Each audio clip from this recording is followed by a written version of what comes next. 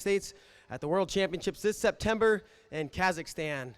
The format we're going to run through here is I'll introduce each individual, run through their accomplishments, give them an opportunity to make an opening statement, and then athletes, this is something a little different this year. I want you to say one thing about your opponent.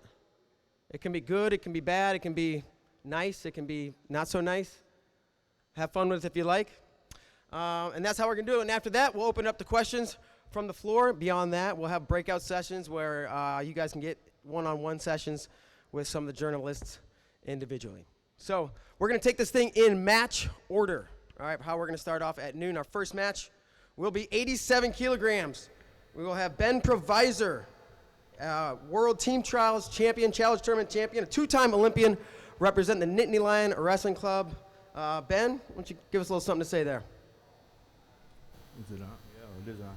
All right, well, I'm excited to be here, excited to wrestle for the world team spot, excited to represent Nittany Lion Wrestling Club that has been supporting me for the last 2 years in Nike. And Joe's a super tough competitor. We wrestled a bunch of times, and I'm excited to get this going.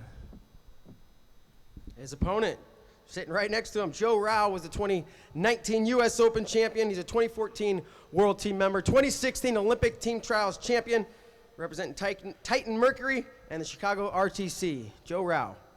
Yeah, I'm also excited to be here. It's ought to be a lot of fun.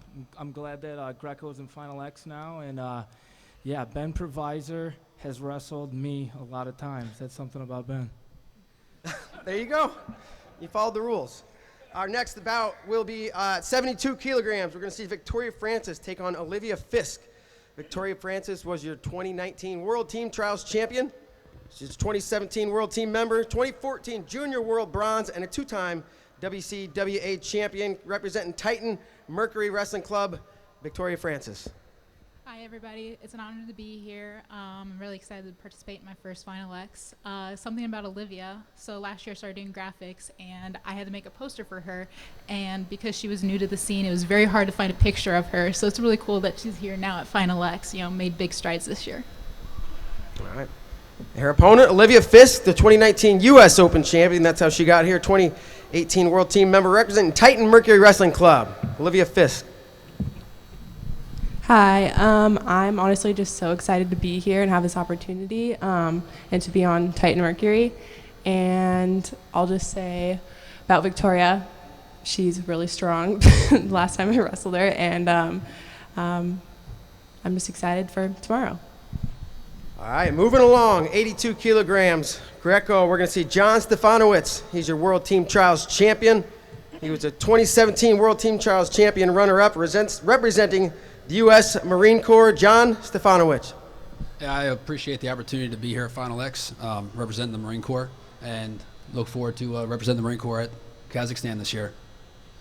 Got something about Kendrick? He's not here. There you go. Fair enough.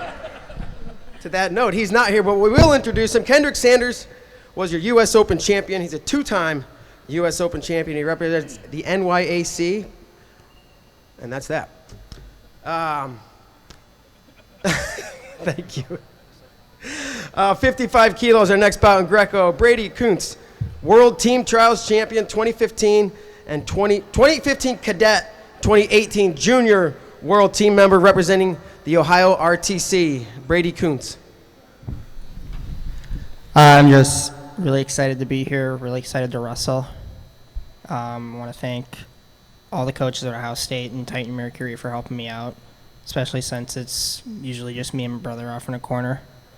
But something about Max, I've known him for like 6 or 7 years when he used to come to Wisconsin to work with Agassi Manukian, and he's kept in touch with my dad ever since. So I think it's going to be fun. It's going to be a battle. His opponent, Max Nowry. He was the 2019 U.S. Open champion, and he's a two-time U.S. Open champ representing Army WCAP. Max Nowry. I'm just grateful to be here and get after it tomorrow, especially with Brady. So that's about it. All right. Moving along, 67 kilos. We'll see Jamel Johnson. Greco-Roman, he was our World Team Trials Challenge Tournament champion, 2012 University World Bronze, representing the United States Marine Corps. Jamel Johnson. Hi, I'm super excited to be here and represent the United States Marine Corps. And I'm excited to go against a formidable opponent like Ellis Coleman. His opponent, Ellis Coleman, U.S. Open champion this year, a 3-time World Team member, and a 5-time U.S. Open champion representing Army WCAP, Ellis Coleman. I want to give credit to God first and foremost. Without him, nothing would be possible. And then the Army, all the soldiers that's out there fighting for our country and allow me to do what I do, on a daily basis to be able to compete and train. And Jamel got pretty eyes. But yeah, I'm excited to wrestle. Thank you, Ellis. All right, our main event of the opening session tomorrow. We'll see 57 kilos, Jenna Burkett. She was your World Team Trials Challenge Tournament champion, 2018 Final X runner-up, 2-time World Team member representing Army WCAP, Jenna. Hello, everyone. It's really good to be here. My second Final X. Very grateful for this opportunity. It's awesome that the World Class Athlete Program has 8 soldiers in Final X, so it's great to be alongside my incredible teammates. Becca is also a past World Team member, and so am I, so that just shows the standard of women's wrestling. So happy you guys could all be here. Her opponent, Becca Leathers, U.S. Open champion this year, 2017 World Bronze medalist, 2015 Junior World Bronze, and a WCWA champion representing Titan Mercury, Becca Leathers. Hi, everybody. It's an honor and an inconvenience to be here today. I'm really excited to wrestle Jenna tomorrow. She does a lot for women's wrestling. She has she's great at promoting women's wrestling, does a lot for this sport, and a hilarious individual, so I'm excited to scrap it out with her tomorrow. Fantastic. So that's going to do it with introductions. We'll now go to questions from the audience. Willie's got a mic. He's going to come around. Hey, Ellis, when that mixtape dropping? Oh no, yeah, it's still in the works. So probably I'll figure it out after this competition what I'm gonna do. But I'm hoping for August or September. All right, you got Chicago on your back. Man, we waiting. No, I'll make y'all proud. So this is a question for both Jenna and Becca. You guys were in totally different weight classes last year. One cut some weight and the other gained some weight. Just talk a little bit about the decision to go the Olympic weight this year, getting ready for the next phase of things. We'll start with Becca. Gary, you calling me fat? No, I'm just kidding. No, it was actually a last-minute decision to bump it up to 57. I entered the Open at 55, and when I got there, it was a little bit harder to make weight than I expected, so we ended up bumping up, and it kind of just set the trajectory going into this next year at the Olympic weight class. Get on the world team, get a world medal, and be sitting pretty in the finals of that Olympic trial next year. So it all ended up working out for me in that respect. I talked about this a lot last year of going what I weigh. Last year at the Open, I actually went 62 kilos and then went 59 for the trials. But I just, I stayed disciplined in my diet, so it was important for me to go what I actually weighed. Last year before Final X, I was only sitting at 56 and a half, and my coach kept yelling at me, why the heck am I going 59? So, it was smart to go the Olympic weight, getting ready for an Olympic year. I think the mistake I made in 2016 was delaying it and going at the last minute, and I think that hurt me in the end at Olympic trials. So, it's my job to go get the medal and, qualify the way for the Olympics.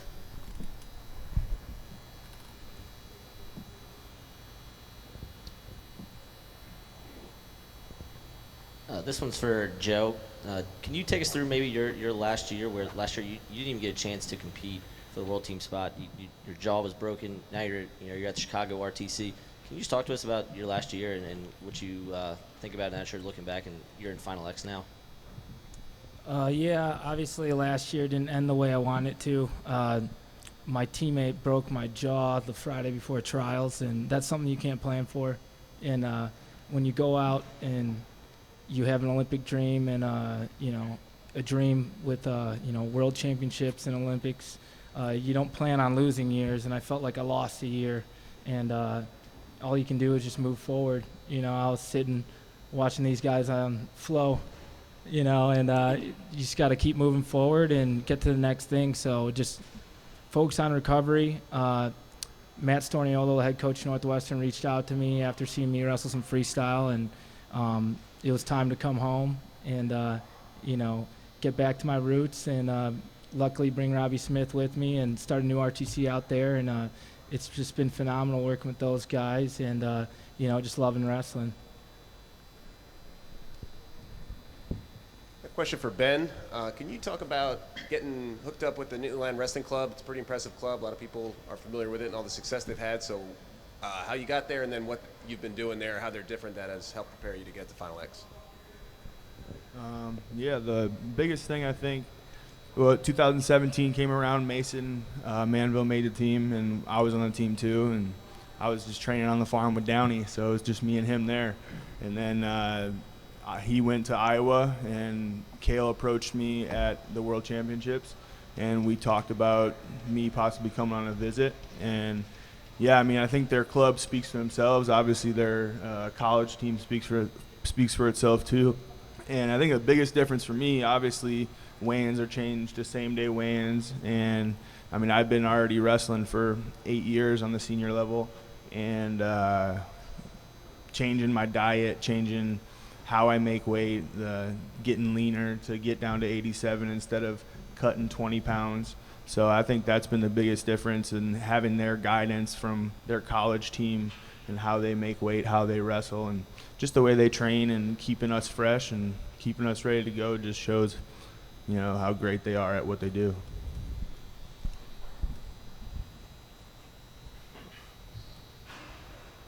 This one's for Olivia. So you didn't win WCWAs, but then all of a sudden you make a junior team, you make a U23 team, and now you're at Final X. What changed and what allowed you to, or maybe what did caused you to say, I'm going to try to make 3 world teams this year, not just 1? Well, last year I was on the junior world team for my first time, so that was pretty exciting. And then at WCWA's, the girl who I lost to in my semi-match, I had wrestled before, and I think I was kind of overlooking it, looking to my final match, and I just ended up down and losing, so that didn't come out as I was expecting. And then I tried to go into the open just without a lot of expectations and do as best as I could, and then come back to juniors, same thing, and then U23, same thing, and everything ended up working out in my favor, so yeah.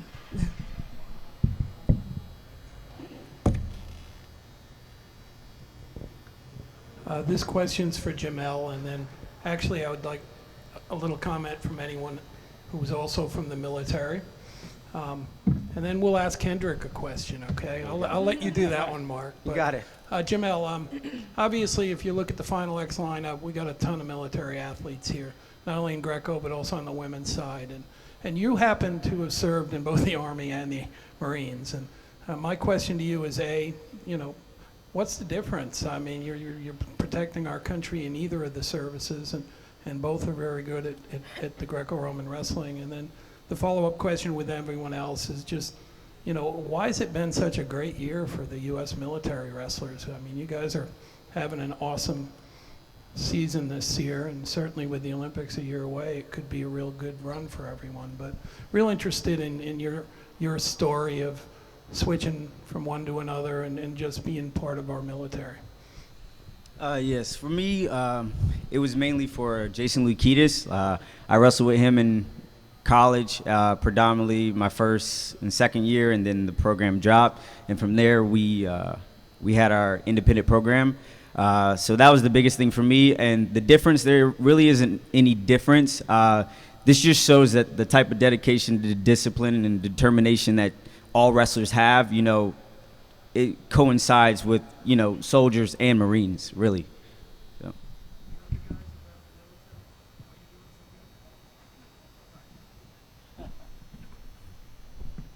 I mean, we are doing great. I don't know the exact numbers of how many. I know there's eight soldiers in Final X, and there's 4 Marines in Final X. Right? And, Army's been having a great recruiting process, and Marines have been chipping away at it. And over the course of 2, 3, 4 years now, it's just been a building steps and steps, and now it's just for our time to shine. Yeah, I agree with Stefano Wicks. We got a lot of people coming into the Army. We got a lot of different training partners now, so we got a lot of good looks. And then new coaches, you know, we got Coach Lewis. Spencer's a coach now on the Army team. And so the world-class athlete program, we're actually only getting better, you know, from here on out. So I got Sancho now as a training partner. And me and him used to compete all the time, you know, neck to neck at a lot of competitions in the finals. And so the more people that we bring in, you know, the better our room gets. And then just the resources that we have, just being in the military, we got a lot of, you know, resources, just the Marines and then the Army being able to help us and give us those things that we need to be able to train, you know, to be able to compete, to be able to recover. And then at the same time, just keep the way that we carry ourselves, you know, the demeanor of being a soldier and being an athlete, being a soldier athlete. It's a lot that comes along with it. Not just, you know, focusing on what we have to focus on as athletes, but focusing on what we have to focus on as soldiers as well, you know, and helping people out and playing our role in the regular world. So. All right, and he may be late, but he is sharp dressed. We're gonna hit you with passivity. Kendrick Sanders, Not tomorrow. U.S. Open champion this year, two-time U.S. Open champion representing the NYAC. Kendrick, I want you to make an opening statement, and then I want you to say something about your opponent. My apologies. Traffic's a little different from Marquette, but I'm here now. John, me and him go way back. We used to wrestle back in the day. He's a great guy. I respect him a lot. It's great to see that we end up going against each other because we kind of started at the same time. Back when I wrestled 74 kilos, I think that was back like 2010, 2011 when we first wrestled each other. It's good to see him where he's at. He's progressed tremendously since I seen him compete last. Like I said, I've been off for a year, technically a couple years, because I've been not doing so well. I've been injured, dealing with things off the mat, and tending to family matters, and I'm just happy to be back where I'm at right now. Like I said, it's been a long time coming, and I'm ready to get after it.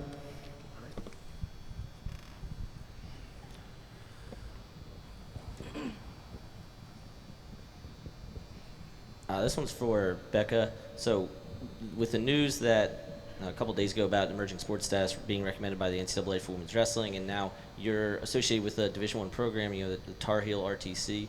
Maybe if you had any thoughts about the role that these Division I colleges may play in the growth of women's wrestling, and your experience so far with the Tar Heel RTC. I think it's just a huge opportunity for women's wrestling in general. You know, the resources that are available to D1 athletes are resources that we have not gotten as WCWA athletes, and I think that with those opportunities, it's going to get young women more excited about wrestling in college. It's going to provide a lot of opportunities, and it's going to, you know, change the sport in such a big way. And my experience with the Tar Heel RTC, you know, the exposure to high-level coaches is going to make a huge difference. It's going to build the sport tremendously, I think, and it's a really exciting time to be a woman wrestler in this nation. My question's for Joe Ryle. My question is that, like, you're a phenomenal athlete, but you also are starting a new show, Chow of Rao. How are you going to get this started, and how are you going to get the, you know, onto YouTube and really kick it off? Yeah, I would. I like that question, and I'd like to take this opportunity to open up, you know, some funding. Maybe we could start a GoFundMe or something. I spend a lot of money on food, pretty much all my money on food. I was buying a lot of meals. I didn't even have a mattress when I first moved home. I was just living on the couch because all my money was going to food. So, yeah, we got to start a GoFundMe and get this going, and I really think that we can put wrestling on the map with our eating. And I want all you guys to be a part of it. I'm still waiting on my T-shirt. Yeah, T-shirt's coming. What is the Rao Chow? It's the Chow of the Rao. Chow Rao, excuse me. And I like, you know, since we're at Rutgers, it's just, you know, a little rhyme we put together. We eat all over the place recently. We did hot dogs. We did 6 different hot dog places in 3 hours with Andy Bezic. He ate 8 hot dogs, full dogs, Chicago dogs, and we did a killer workout. I don't know how he didn't throw up, but yeah, just I put it on the Instagram, but we got to start a YouTube channel, and just we're gonna have a lot more of it coming up. So, Are you guys reviewing the hot dogs, or are you just eating them? we were rating them from 1 to Burt Reynolds, a mustache rating because of Andy's great mustache, and we're gonna keep doing stuff like that. We're gonna do a beef day with Robbie. Ooh, I bet 1 Robbie'd to be good at ZZ that. Top. I like that. Yeah. We'll be Rating looking out beefs. for it. Yeah. All right, my question's for Ben and Joe. Like you guys both said, you guys have wrestled a bunch of times. How is this match more personal for you guys since you have that history, opposed to having another opponent? I don't think it's more personal. I think it's definitely going to be a little more strategic because we have wrestled each other so many times. I mean, since you started wrestling this year, we probably wrestled at least 20 times. Yeah. Like almost every tournament that we've entered, we've wrestled each other in either a final or third place or a semifinal. So, I look forward to going out there and wrestling as hard as I can and sticking to the way I wrestle. And I'm sure he's going to do the same thing, but it's definitely going to be a battle of, I guess, who wants it more. I don't know. We know each other very well, and I'm excited to get after it. Yeah, I mean, it's not personal. I mean, we both just want to make the team, and we happen to bump into each other at every turn, so it's just what it is. I mean, we've wrestled so many times. I'm sure that when I'm done wrestling, I'm going to look back and really cherish, like, all the showdowns I've had with Ben. I mean, this is our 4th, I think, trials finals together, universities and 2 senior, and now this is our 3rd senior, and yeah, man, I'm excited. I want to make this, obviously we got to stick to our game plans and be strategic, and both of us are trying to win, but I hope we give you guys a show, because our matches can go either way, 1-1 or 10-14. So, well, hopefully it's a show, and, you guys have fun watching it, and I love wrestling Ben. The saga continues. I got a question for Brady.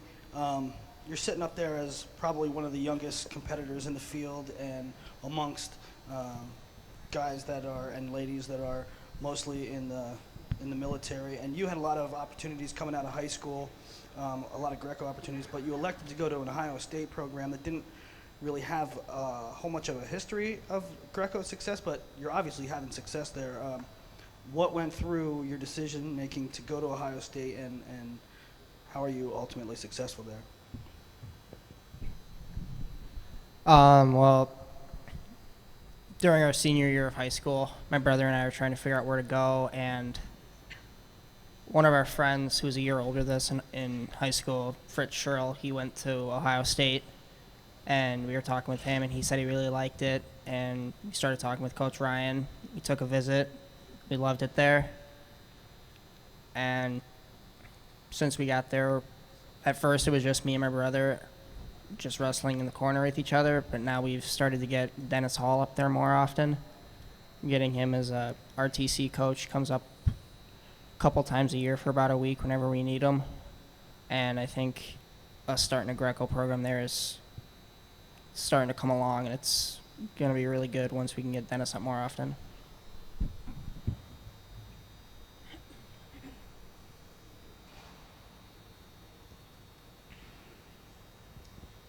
This one's for Brady as well.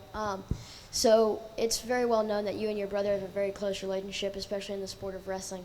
Could you just talk about that a little bit and what roles each of you have played for each other's wrestling growth?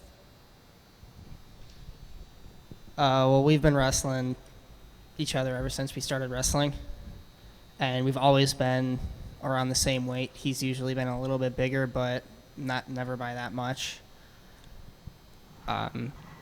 As kids, we would wrestle each other in basically every tournament because we're the only guys, maybe like 1 or 2 other guys in our weight class. And then as we started to grow, he would sometimes move up a weight class, as sometimes we would be in the same weight class. It was probably like every other year we would wrestle each other in state Greco or freestyle. But I think it's just really good to have somebody that can push you and that kind of knows your weaknesses. they can really exploit what you're bad at so that you can get better at what you need to. And it's just really helpful and convenient to have somebody like that constantly. Question for Jenna. Twitter handle is the Joker. You're friendly, off the mat, get along well. But then at the World Team Trials, we saw a violent Jenna, and I think you even said afterwards, sorry, not sorry. It's going to be killed on the mat. So can you just kind of go through and explain how you go from friendly, gregarious person off the mat, and then what changes mentally to become so violent and tough on the mat? I think it's just a switch. I think all wrestlers have that. I first noticed it when I watched Adeline Gray. She would be goofing off, or she'd even be wrestling in the match and she'd be losing, getting tech-falled at the Worlds, and I was looking, and I was like, man, she's really about to lose this thing. And then I'd see her walk back to the center of the mat, and she just this switch went off, and I see Adeline just go beast mode and just starts tech-falling that girl. So I think it's like a little something that every wrestler has inside of them. It's life or death out there. It's your job. It's part of my job in the Army World Class Athlete program. I take it very seriously. So there's no way in heck I'm going to let someone take my spot, my world team spot, my whatever it is. We all want to win. That's why everyone plays a game. And everybody up here wants to win. And I think that's what makes it so fun, because it's one-on-one, it's individual, and we're all going out there to do our best and make it a fight. So maybe it was a little bit different side of me in that match, but I knew when I lost at the Open, I was mad that I had to even go to Raleigh. I was pissed off, but that was the opportunity I had to do, and I had to go there to win. And so I was not going to let somebody take my spot. So I think it's just a switch that goes off. This one's for Max. So you guys kind of mentioned that you had a prior relationship, kind of maybe a little mentor to help Brady get to this point. Have you ever had something like that where you had to go against maybe a coach or a mentor for a trial spot? And if you haven't, what's going through your mind now that you have to do that? I did. In fact, it was Lindsay Derlocker. And I had known the Kuntzes since 2013 when they let me stay at their house on the way to Pan Am's, and we've always kept in touch, been very close since then. And for me, it was Lindsay Derlocker. His brother was my head coach, my very first wrestling coach from 2nd grade to 7th grade. Kind of built the foundation for my wrestling. So Lindsay would come back in the summer times, and when he was working at Northwestern, he'd run my friend and I through a workout in the wrestling room, a lot of private sessions, and then come 2009, 2010, I'm wrestling against him at the Open. And for me, it was kind of weird at first, but something that I've carried with me throughout my whole career is anytime I get on the mat, just to go at it. Doesn't matter who it is. I don't look at their name or their face. It's just somebody standing in front of me. This question's for Kendrick Sanders. You're representing the NMU, the USOC NMU program. Can you talk about having Andy Bezic up there, 2-time bronze medalist, training with you and getting you prepared, and Rob and just the team, and how that preparation since nationals has been going, and what does that program mean to you? The OCS means a lot to me. Obviously, that's where I've started my Greco. That's where I've been training. I have a lot of opportunities to go elsewhere to train, but obviously I stuck it out for a reason. I have a great atmosphere up there. From the beginning, I had great coaches, great mentors. With Bezic being there, obviously we competed against each other. He knows my level of talent. So there's not much coaching like he needs to tell me, because at this point I know what I have to do. There is things that he'll tell me just to flip a switch, or if he sees me being lackadaisical in a lot of aspects, he'll get on me, which at some point and at times everyone needs that, regardless if they're doing the right things or not. But the OTS program as a whole, as you see it in the recent years, have been doing amazing. We have a lot of great younger level wrestlers coming up. And that's just toolage to the older guys just passing down the torch when they leave. We just train. These guys come out with a lot of confidence, which is instilled with them from the get-go. For me, I'm very confident in my ability. I am, like I said, I bust my ass to get here. I had a lot of off the field or off the mat things I had to tend to. I've been injury prone, obviously, at the wrong times, and I've been this close to making teams, losing to guys I shouldn't have lost to. And this year was the first time, like I had a clear head, where I felt healthy enough to compete. Obviously, my performance at the U.S. Open surprised a lot of people. A lot of people didn't think I was going to be at the Open. To be honest, I didn't even know if I was going to be at the Open. And I prepared very well. I did what I had to do. Whether it be I was off the field working, sometimes I had to work at 4 or 5 a.m., make practice, go back to work, practice again at 3:30. So, like I said, I went through the ringer to get here. So, like I said, I'm just proud to be here, to see that all my hard work's paying off. And like I said, I'm just here to make this world team. My question is for Ellis. You've been on the senior level for a long time, and since then you've had 2 kids. Do you think having kids has made it harder for you, or do you have like extreme dad strength now? Shout out to everybody that has kids. I know that it means a lot. It's a beautiful thing to have kids, and it gives you a lot more appreciation towards wrestling and towards like the small things in life. And I think it definitely makes it easier. I always have something to look forward to, even when I have a bad day at practice, or I'm not feeling good. I always can go home and know, that my daughters are gonna have the same attitude. They're always gonna be happy, and they're always, excited for daddy to come back home. And so, and my oldest one, she's kind of like me. She's a little rascal, so like she gets into everything. She messes with everything, and I kind of like. I'm neck and neck. We're partners, I help her out when she's messing with stuff. So it's kind of like us against my wife, and my mom, because my mom lives with me as well. So any chance I get, when I'm off the mat, I like to play with my daughters, and I like to, outside of like, having fun and teaching them stuff, I like to be a rascal too and mess around a little bit. But it is a beautiful thing having kids. I think outside of making an Olympic team, the best moment, like the happiest moment of my life was when I had my first daughter, and I don't think anything could change that. This question's for Victoria. You weren't able to wrestle for a year, and I'm curious how you were able to keep a good connection to your wrestling so that when you came back, you were able to achieve. And explain a little bit about what your training situation is now and how you're continuing to work towards improvement and reaching the goals that you've set. Yeah, so last year in March, I got hit with a USADA sanction, which turned out to be the effect of taking a tainted supplement. And something that just really stuck with me was what Terry said, because he was there when I got it, was just, stick in the sport, be around it as much as you can. You're not going to be able to compete, your training's going to be affected, but be in the sport as much as you can. And he also told me, this sanction doesn't define me, but how I react to it does. And that just really hit me hard, and just knew that it couldn't affect me. Like, I had to be stronger than the sanction. So this past year has been really difficult training. I also moved to Maryland out of the OTC, but I thankfully have been able to train at UMD, at Navy. A couple high school clubs have welcomed me in, so it's just been really welcoming. It was still hard to train just due to the sanction rules, but I was doing what I could. If I can't go to practice, all right, I'm going to go get some conditioning or strength training. I can't go strength training because I just tore my MCL.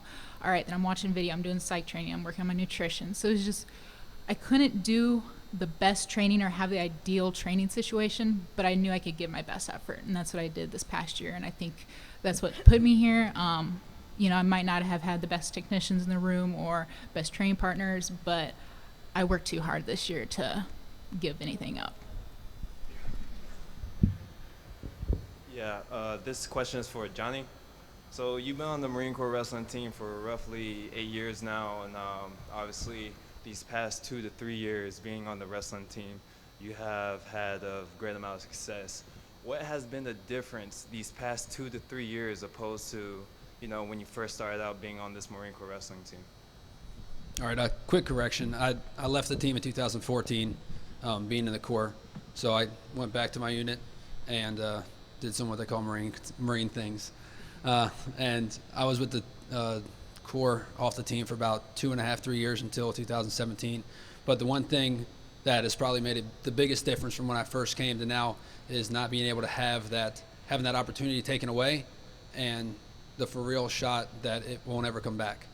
And so coming back with a completely different mindset, completely different coaching staff, training environment, and everything else, that's made the biggest difference. And those changes have made the success for me this entire time.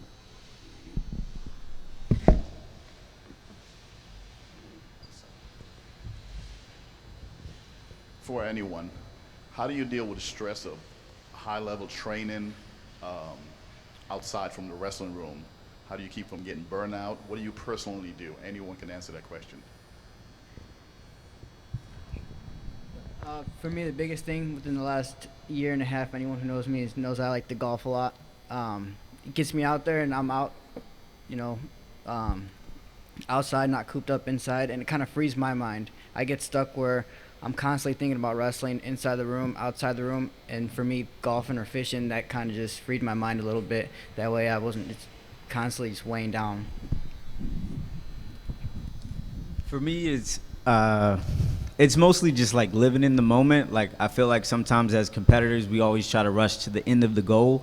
But, once that goal gets there and, then you're like, all right, you're going after the next goal. But you have to, like, really live in the moment, enjoy the training, enjoy the time. Wins or losses, it matters, but at the same time, it doesn't really matter.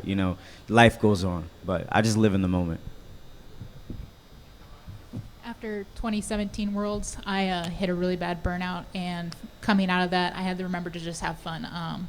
There's a quote from Mia Hamm about just having fun for the kid that you were, when you first started your sport. So I really took that to heart, and sometimes when I'm having a hard practice or a hard day, it's just like, have fun. Like, remember, this is fun. You're not going to get this moment again. Just have fun.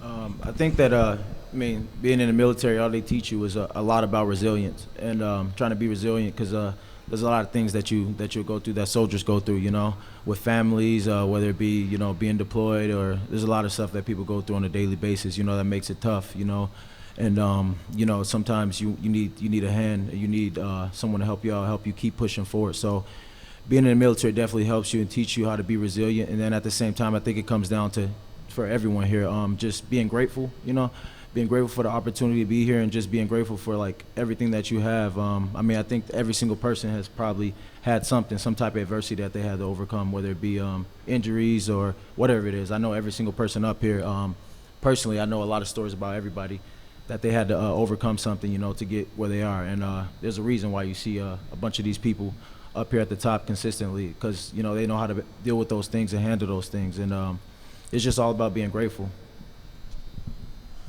I think, just to like speak on what Ella said, it is about being grateful at this point. Like you said, everyone here on this podium has gone through something, whether it be not even comparing struggles. Everyone had their own different struggles.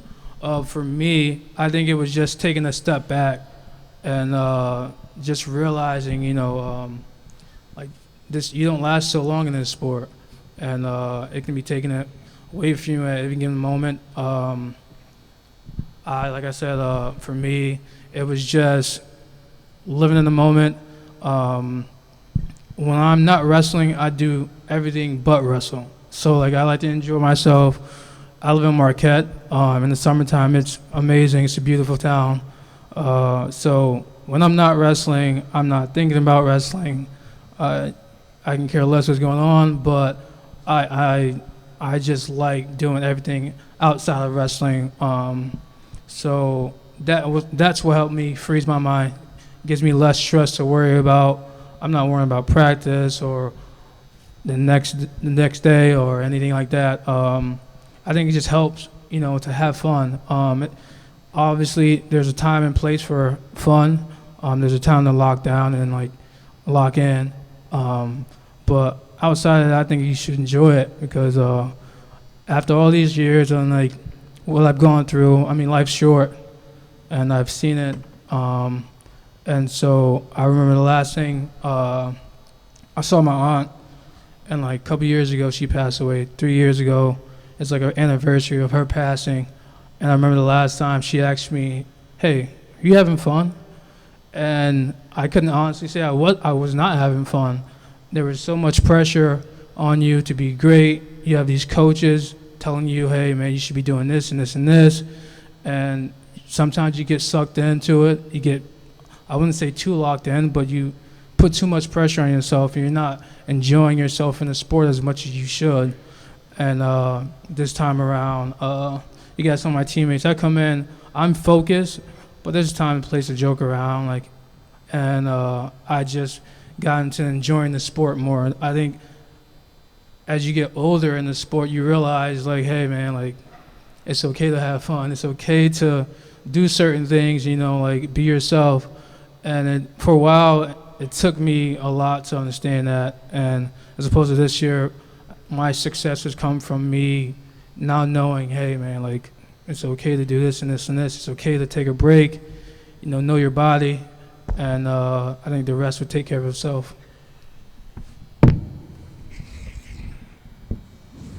Yeah, I got one. I guess I got some things.